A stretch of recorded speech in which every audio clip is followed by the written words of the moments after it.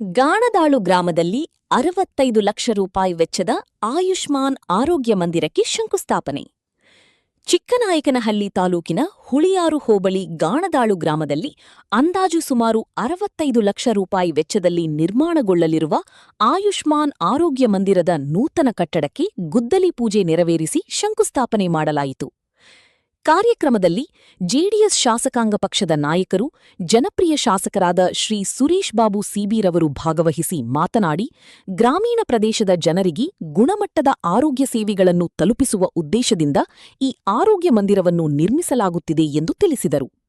ಈ ಕೇಂದ್ರದಲ್ಲಿ ಮೂಲಭೂತ ಆರೋಗ್ಯ ಸೇವೆಗಳು, ಆರೋಗ್ಯ ತಪಾಸಣೆ, ಔಷಧ ವಿತರಣೆ ಸೇರಿದಂತೆ ಸರ್ಕಾರದ ವಿವಿಧ ಆರೋಗ್ಯ ಯೋಜನೆಗಳ ಸೌಲಭ್ಯಗಳು ಸಾರ್ವಜನಿಕರಿಗೆ ಲಭ್ಯವಾಗಲಿವೆ ಎಂದು ಹೇಳಿದರು.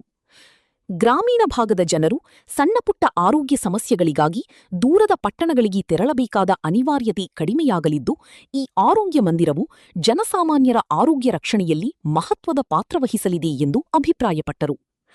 ಆರೋಗ್ಯವೇ ಭಾಗ್ಯ ಎಂಬ ಮಾತಿನಂತೆ ಉತ್ತಮ ಆರೋಗ್ಯ ಸೌಲಭ್ಯಗಳನ್ನು ಗ್ರಾಮೀಣ ಜನತೆಗೆ ತಲುಪಿಸುವುದು ಸಮಾಜದ ಅಭಿವೃದ್ಧಿಗೆ ಅಗತ್ಯವಾಗಿದೆ ಎಂದು ತಿಳಿಸಿದರು. ಕಾರ್ಯಕ್ರಮದಲ್ಲಿ ಜನಪ್ರತಿನಿಧಿಗಳು, ಆರೋಗ್ಯ ಇಲಾಖೆ ಅಧಿಕಾರಿಗಳು, ಗುತ್ತಿಗೆದಾರರು, ಪಂಚಾಯತಿ ಅಭಿವೃದ್ಧಿ ಅಧಿಕಾರಿಗಳು, ಗ್ರಾಮಸ್ಥರು ಹಾಗೂ ಮುಖಂಡರು ಉಪಸ್ಥಿತರಿದ್ದರು.